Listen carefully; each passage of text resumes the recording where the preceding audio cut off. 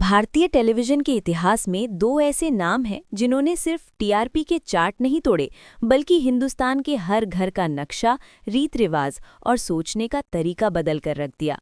एक तरफ है शांति निकेतन की वो दीवार जो आंधियों में भी कभी झुक नहीं सकती थी, जिसकी आरती की थाली से करोड़ों घरों की शाम शुरू होती थी, और दूसरी तरफ है शाह परिवार की वो मसालादानी, जिसकी महक पहले सिर्फ रसोई तक सीमित थी, लेकिन अब उसने पूरी दुनिया को अपनी मुट्ठी में कर लिया है। आज मनीषा रिव्यू पर हम उस फाइल को खोल रहे हैं जो मेरे फिल्म सिटी के ऑफिस में बरसों से चर्चा का विषय बनी हुई है। मैं हूं मनीषा, और फिल्म सिटी के गलियारों में काम करते हुए सेट्स की लाइट्स और मेकअप रूम्स की फुसफुसाहट के बीच मैंने इन दोनों किरदारों के बनने और बिगड़ने की कहानी को बहुत करीब से महसूस किया है।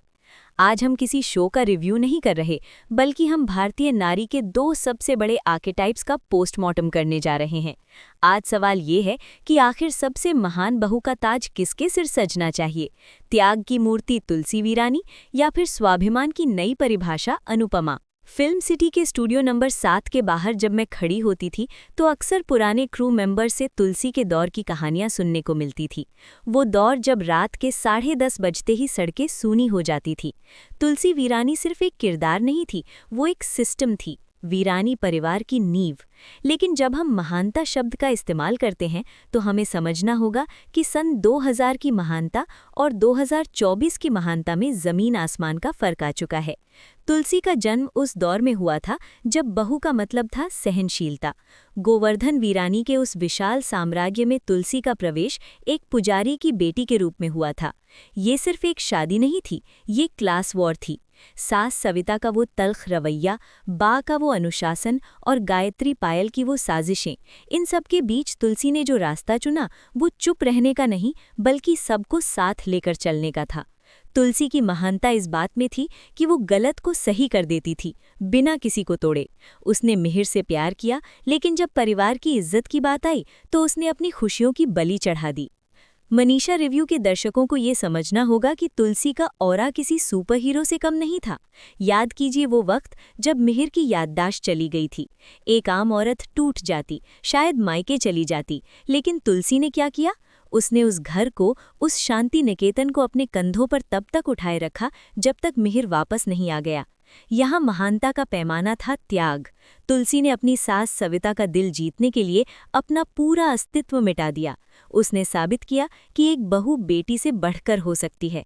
फिल्म सिटी में आज भी लोग कहते हैं कि स्मृति ईरानी ने तुलसी के किरदार में जो जान फूकी थी वो एक्टिंग नहीं थी, वो एक तपस्या थी। लेकिन यहीं पर कहानी में एक बड़ा मोड़ आता है, जिसे हम आज के नज़रिए से देखेंगे तो शायद तुलसी हमें विक्टिम लगने लगे, लेकिन उस वक्त वो देवी थी। उसने मंदिरा जैसी वैम्प को हराया, जिसने मिहिर को पाने के लिए साम दाम दंड भेद सब अपना लिया था। तुलसी ने मंदिरा से मिहिर को छीना नहीं, बल्कि मिहिर को अपनी भक्ति से वापस पाया। ये एक बहुत ही पारंपरिक जीत थी। अब कैमरा पैन करते हैं अहमदाबाद की उन गलियों में जहां वनराज शाह का घर है।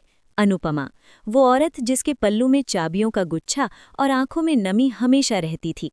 अनुपमा की महानता तुलसी से बिल्कुल अलग मिट्टी की बनी है।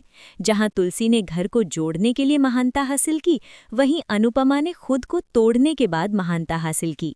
ये अंतर बहुत गहरा है। फिल्म सिटी में जब अनुपमा शो की शुरुआत हुई थी तो किसी ने नहीं सोचा था कि एक अधेड़ उम्र की हाउसवाइफ, जिसका पति उसे अनपढ़ और गंवार बुलाता है, वो तुलसी वीरानी को टक्कर दे पाएगी। लेकिन उसने दिया, क्योंकि अनुपमा की लड़ाई बाहरी दुश्मनों से नहीं थी, उसकी लड़ाई अपनों से थी, अपने ही पति वनराज और अपने ही बच्चों तोशु और पाखी के अपमान से थी। तुलसी के पास पूरा वीरानी परिवार था जो उसकी पूजा करता था, कुछ अपवादों को छोड़कर, लेकिन अनुपमा अपने ही घर में एक ग्लोरीफाइड मेड थी। तुलसी और अनुपमा की तुलना करते वक्त हमें उनके पतियों यानी मिहिर और वनराज को कटघरे में खड़ा करना ही होगा। मिहिर वीरानी को आज भी आदर्श पति माना जाता है, भले ही परिस्थितियां कैसी भी रही हों। मिहिर का भटकना अक्सर याददाश्त जाने या मजबूरी का परिणाम दिखाया गया था। उसका मंदिरा के साथ जुड़ना उसकी अपनी मर्जी नहीं, बल्कि नियति का खेल दिखाया गया था। इसलिए तुलसी की लड़ाई नियति से थी। लेकिन वनराज ने पूरे होशो हवास में अपनी मर्जी से काव्या के साथ अफेयर किया। उसने अनुपमा के विश्वास का कत्ल किया, रोज, हर पल। यहाँ अनुपमा की महानता तुलसी से एक कदम आगे निकल जाती है। तुलसी ने पति का इंतजार किया क्योंकि उसे पता था कि उसका पति दिल से उसका है। अनुपमा ने उस पति को छोड़ा क्योंकि उसे पता चल गया था कि उसका पति कभी उसका नहीं था। ये जो सेल्फ रिस्पेक्ट यानी आत्मसम्मान की क्रांति अनुपमा लेकर आई, उसने उसे महान बनाया। मनीषा रिव्यू के इस विश्लेषण में एक बहुत महत्वपूर्ण बिंदु है, माँ का किरदार। क्योंकि सास भी कभी बहू थी में तुलसी ने माँ होने की एक ऐसी लकीर खींची जिसे पार करना आज तक किसी के बस की बात नहीं रही। तुलसी का अपनी औलाद के प्रति प्रेम इतना गहरा था कि उसने गौतम यानी गोमजी को एकलव्य की तरह पाला, शोभना को सहारा दिया। लेकिन तुलसी की महानता का सबसे चरम बिंदु और शायद भारतीय टीवी का सबसे विवादास्पद पल वो था जब उसने अपने ही सगे बेटे अंश को गोली मारी। फिल्म सिटी के पुराने लेखक बताते हैं कि उस एपिसोड की स्क्रिप्ट लिखते वक्त लोगों के हाथ कांप रहे थे। एक माँ जो चींटी को भी नहीं मारती, वो अपने बेटे के सीने में गोली कैसे उतार सकती है? लेकिन तुलसी ने किया। उसने ममता के ऊपर धर्म को चुना, क्योंकि अंश एक बलात्कारी था, एक जानवर बन चुका था। तुलसी ने समाज को संदेश दिया कि अगर मेरी कोख से पैदा हुआ बेटा गलत है तो उसका अंत भी मैं ही करूंगी। ये महानता का रौद्र रूप था। ये माँ दुर्गा का रूप था जो दुष्ट का संहार करती है, चाहे वो दुष्ट उसका अपना ही क्यों ना हो। इसके विपरीत अनुपमा की ममता थोड़ी ज्यादा यथार्थवादी यानी रियलिस्टिक और उलझी हुई है। अनुपमा ने तोशु के अधर्म को, उसकी गलतियों को कई बार माफ किया, उसे सुधरने का मौका दिया। उसने पाखी की बदतमीजियों को सहा। अनुपमा ने गोली नहीं उठाई, उसने संवाद का रास्ता चुना। उसने वनराज के साथ रहकर भी, अलग होकर भी अपने बच्चों को ये समझाने की कोशिश की कि परिवार क्या होता है। जहां तुलसी ने बुराई को खत्म करके न्याय किया, अनुपमा ने बुराई को सुधारने की कोशिश में अपना जीवन खपा दिया। क्या हम कह सकते हैं कि तुलसी ज्यादा सख्त थी और अनुपमा ज्यादा कोमल? या फिर ये कहें कि तुलसी के पास सही और गलत का पैमाना ब्लैक एंड व्हाइट था, जबकि अनुपमा की दुनिया ग्रे है? शाह हाउस में हर दिन एक नया तमाशा होता है। बा कभी शाप देती है तो कभी प्यार, वनराज कभी विलन बनता है तो कभी पिता। इस कंफ्यूजन के बीच अनुपमा का अपना संतुलन बनाए रखना ही उसकी सबसे बड़ी शक्ति है। जब मैं फिल्म सिटी में नए लेखकों से बात करती हूँ तो वो अक्सर कहते हैं कि तुलसी बनना आसान है क्योंकि वो एक आइडियल है, लेकिन अनुपमा बनना मुश्किल है क्योंकि वो एक रियलिटी है। तुलसी कभी किचन में पसीने में तरबतर होकर, बालों का जूड़ा बनाकर सब्जी काटते हुए नहीं दिखी। वो हमेशा कांजीवरम साड़ियों और गहनों में लदी एक महारानी की तरह दिखती थी। उसका संघर्ष पावर का था। लेकिन अनुपमा की शुरुआत ही सूती साड़ी और किचन के धुएं से हुई थी। उसने हमें बताया कि महानता सिर्फ बड़े फैसलों में नहीं, बल्कि रोज सुबह उठकर बिना किसी तारीफ की उम्मीद किए सबके लिए चाय बनाने में भी है। उसने उन करोड़ों औरतों को आवाज दी जो अपने ही घर में अदृश्य हो गई थीं। अब इस कहानी में एक और लेयर जोड़ते हैं, ससुराल की पॉलिटिक्स। तुलसी को अपनी सास सविता से लड़ना पड़ा, लेकिन अंततः सविता उसकी सबसे बड़ी ढाल बन गई। बा यानी अम्बा वीरानी ने तुलसी को घर की चाबी सौंपी। वीरानी परिवार अपनी तमाम कमियों के बावजूद एक कुलीन परिवार था। वहां परंपराओं की इज्जत थी। लेकिन अनुपमा का ससुराल? लीला शाह यानी बा एक ऐसी सास है जो अपनी सुविधा के अनुसार रन बदलती है। कभी वो अनुपमा के पैरों में गिरती है तो अगले ही पल उसे घर से निकालने की बात करती है।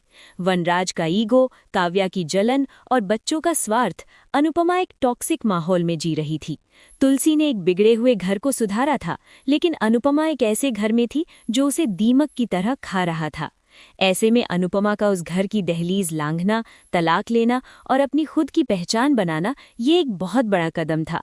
तुलसी ने हमें सिखाया कि जोड़कर कैसे रखना है, अनुपमा ने सिखाया कि कब छोड़ देना है। लेकिन मनीषा रिव्यू के दोस्तों, क्या छोड़ देना महानता है या निभाते रहना महानता है? यही वो प्रश्न है जो इन दोनों महानायिकाओं को एक दूसरे के आमने सामने खड़ा करता है। तुलसी ने मिहिर की लाश, जो बाद में जिंदा निकला, उसे देखकर भी अपना सिंदूर नहीं पोंछा क्योंकि उसका विश्वास अटल था। ये उस दौर की मांग थी। अनुपमा ने वनराज के जिंदा रहते हुए, उसके साथ एक ही छत के नीचे रहते हुए अपना मंगलसूत्र उतार फेंका क्योंकि उसका विश्वास टूट चुका था। ये आज के दौर की मांग है। तुलसी सावित्री थी जो यमराज से पति के प्राण ले आई। अनुपमा वो औरत है जो यमराज से नहीं बल्कि समाज के ताने बाने से अपनी आत्मा को वापस छीना है। अभी तो हमने सिर्फ सतह को खुरचा है। फिल्म सिटी के इन दो विशाल महलों के तहखानों में अभी बहुत से राज दफन हैं। इन दोनों के बीच का असली युद्ध तो तब शुरू होता है जब हम इनके सपनों की बात करते हैं। तुलसी का सपना क्या था? परिवार की खुशहाली। अनुपमा का सपना क्या है? मैं हूँ अनुपमा और मैं उड़ना चाहती हूँ। खुद की पहचान। क्या खुद के लिए जीना स्वार्थ है या सिर्फ दूसरों के लिए जीना ही महानता है? अगले भाग में हम जानेंगे कि कैसे इन दोनों ने दूसरी औरत यानी दी अदर वुमन का सामना किया। मंदिरा और काव्या, दो ऐसी महिलाएं जिन्होंने इन बहुओं की जिंदगी में जहर घोला, लेकिन उनका सामना करने का तरीका कितना अलग था, ये जानकर आप हैरान रह जाएंगे। कहानी अभी शुरू हुई है। शांति निकेतन की दीवारों पर टंगी पूर्वजों की तस्वीरें और शाह हाउस के ड्राइंग रूम में बिखरता हुआ रिश्तों का कांच, दोनों गवाह हैं कि एक औरत की लड़ाई कभी खत्म नहीं होती, बस उसका स्वरूप बदल जाता है। मनीषा रिव्यू के इस सफ़र में अब हम उस पड़ाव पर हैं जहां हमें इन दोनों महानायिकाओं के सबसे दर्दनाक पहलू को छूना है। सौतन। फिल्म सिटी के मेकअप रूम्स में अक्सर एक्टर्स मजाक में कहते हैं कि बिना वैम्प के हीरोइन की चमक फीकी रहती है, लेकिन तुलसी और अनुपमा के जीवन में दूसरी औरत का आना सिर्फ ड्रामा नहीं था, वो उनके अस्तित्व की परीक्षा थी। तुलसी के सामने थी मंदिरा। मंदिरा कोई साधारण औरत नहीं थी, वो जुनून की हद तक पागल थी। तुलसी और मंदिरा की लड़ाई धर्म और अधर्म की लड़ाई थी। तुलसी ने मंदिरा को कभी एक इंसान के तौर पर नहीं, बल्कि एक विपत्ति के तौर पर देखा, जिसे हटाना जरूरी था। वहां कोई सहानुभूति नहीं थी, सिर्फ युद्ध था। तुलसी ने मंदिरा को हराकर ये स्थापित किया कि एक पतिव्रता पत्नी की शक्ति किसी भी काले जादू या साजिश से बड़ी होती है। वो जीत नैतिकता की जीत थी। लेकिन अनुपमा की कहानी में काव्या का किरदार मंदिरा जैसा नहीं है। काव्या वैम्प है, लेकिन वो एक इंसान भी है। वो असुरक्षित है, डरती है और प्यार के लिए गिरगिट की तरह रंग बदलती है। अनुपमा की महानता यहाँ एक अलग ही स्तर पर दिखती है।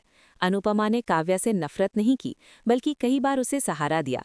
जब वनराज ने काव्या को भी धोखा दिया या जब काव्या अकेली पड़ गई, तो अनुपमा ने उसे अपनी दुश्मन नहीं, बल्कि एक और सताई हुई औरत समझा। तुलसी ने मंदिरा को घर से बाहर धकेला था, लेकिन अनुपमा ने काव्या को उसी घर में रहने दिया, अपनी जगह दी। ये सहिष्णुता का वो स्तर है जो तुलसी के किरदार में शायद संभव नहीं था। तुलसी ब्लैक एंड व्हाइट दुनिया की रानी थी, लेकिन अनुपमा जानती है कि इंसान ग्रे होता है। दुश्मन को हराना आसान है, लेकिन दुश्मन के दर्द को समझना और उसे माफ कर देना, ये जिगर सिर्फ अनुपमा के पास है। अब बात करते हैं उस मोड़ की जिसने भारतीय टेलीविजन के इतिहास को हमेशा के लिए बदल दिया। दूसरा मौका। फिल्म सिटी के निर्देशकों के बीच एक अलिखित नियम था कि भारतीय नारी, विशेषकर एक माँ और दादी, कभी रोमांस नहीं कर सकती। तुलसी वीरानी विधवा हुई, अकेली रही, लेकिन उसने कभी किसी पराये मर्द की तरफ आंख उठाकर नहीं देखा। मिहिर की यादों में जीना ही उसका धर्म था। तुलसी ने हमें सिखाया कि प्रेम एक बार होता है और अनंत काल तक रहता है। ये उस दौर की पवित्रता की परिभाषा थी। लेकिन अनुपमा ने उस नियम की धज्जियां उड़ा दी। 45 साल की उम्र में 3 बच्चों की मां और एक दादी होने के बावजूद अनुपमा ने अनुज कपाड़िया का हाथ थामा। ये सिर्फ एक शादी नहीं थी, ये एक क्रांति थी। मनीषा रिव्यू के मंच से मैं ये डंके को चोट पर कहना चाहती हूँ कि अनुपमा का अनुज को चुनना तुलसी के मिहिर के लिए व्रत रखने से कहीं ज्यादा साहसी कदम था। समाज एक विधवा या तलाकशुदा औरत को त्याग की मूर्ति बने देखना पसंद करता है, सफ़ेद साड़ी में कोने में बैठी हुई। लेकिन अनुपमा ने कहा नहीं, मुझे भी खुश रहने का हक है। उसने रंगीन साड़ियाँ पहनी, उसने खुलकर हंसना सीखा और उसने माना कि उसे प्यार की ज़रूरत है। तुलसी सती थी, लेकिन अनुपमा फीनिक्स है जो अपनी ही राख से दोबारा जिंदा होती है और नई उड़ान भरती है। तुलसी ने साबित किया कि एक औरत कितना सह सकती है, अनुपमा ने साबित किया कि एक औरत दोबारा जी सकती है। फिल्म सिटी में जब रूपाली गांगुली और गौरव खन्ना के सीन्स शूट होते हैं, तो वहां मौजूद यंग क्रू मेंबर्स की आंखों में एक चमक होती है, उम्मीद की चमक, कि प्यार की कोई उम्र नहीं होती। तुलसी ने हमें परंपरा दी, लेकिन अनुपमा ने हमें उम्मीद दी है। लेकिन क्या इसका मतलब ये है कि तुलसी अनुपमा से कमतर है? बिल्कुल नहीं। हमें ये नहीं भूलना चाहिए कि जिस जमीन पर आज अनुपमा का महल खड़ा है, उस जमीन को समतल करने वाली तुलसी ही थी। अगर सन 2000 में तुलसी वीरानी ने सास बहू ड्रामा को घर घर का हिस्सा नहीं बनाया होता, अगर उसने औरतों को टीवी स्क्रीन के सामने बैठने की आदत नहीं डाली होती, तो आज अनुपमा के लिए कोई ऑडियंस ही नहीं होती। तुलसी पायनियर थी। उसने जंगल काटा और रास्ता बनाया। वो एक ऐसे दौर में लड़ी जब औरतों का घर से निकलना भी मुश्किल था। उसने घूंघट में रहकर भी अपनी आवाज़ बुलंद की। तुलसी उस समय की ज़रूरत थी। वो एक ढाल थी जिसने भारतीय संयुक्त परिवार को टूटने से बचाया। आज हम न्यूक्लियर फैमिली के दौर में हैं, इसलिए हमें अनुपमा की आज़ादी अच्छी लगती है, लेकिन उस दौर में तुलसी का जोड़ना ही सबसे बड़ी उपलब्धि थी। फिल्म सिटी के मेरे अनुभव और बरसों के विश्लेषण के बाद अब समय है मनीषा रिव्यू के अंतिम फैसले का। महान कौन? तुलसी वीरानी एक देवी थीं, एक ऐसी आदर्श मूर्ति जिसे हम मंदिर में सजा सकते हैं, जिसकी पूजा कर सकते हैं, लेकिन जिसे हम अपनी असल जिंदगी में पूरी तरह अपना नहीं सकते। तुलसी बनना असंभव है, क्योंकि इंसान गलतियां करता है, इंसान थकता है, इंसान को गुस्सा आता है, और तुलसी इन इंसानी कमजोरियों से ऊपर थीं। वहीं दूसरी तरफ अनुपमा एक इंसान है। वो गिरती है, रोती है, गलती करती है, माफ़ी मांगती है और फिर खड़ी होती है। अनुपमा वो है जो आज हर औरत अपने अंदर महसूस करती है या करना चाहती है। तुलसी ने हमें सिखाया कि परिवार के लिए कैसे मरना है। अनुपमा ने हमें सिखाया कि खुद के लिए कैसे जीना है बिना परिवार को मारे। अगर महानता का पैमाना त्याग और बलिदान है, तो तुलसी वीरानी का ताज कोई नहीं छीन सकता। वो भारतीय टेलीविजन की भीष्म पितामह हैं। लेकिन अगर महानता का पैमाना बदलाव, आत्मसम्मान और यथार्थवाद यानी रियलिज्म है, तो अनुपमा बाजी मार ले जाती है। मेरे नज़रिए से और फिल्म सिटी की हवाओं में जो बदलाव मैंने महसूस किया है, उसके आधार पर तुलसी वीरानी इतिहास है जिसे हम गर्व से याद रखते हैं, लेकिन अनुपमा भविष्य है जिसकी हमें सख्त ज़रूरत है। तुलसी ने हमें यहाँ तक पहुँचाया ताकि हम अनुपमा बन सकें। ये एक मशाल है जो एक हाथ से दूसरे हाथ में सौंपी गई है। तुलसी की महानता स्थिर है, एक पहाड़ की तरह।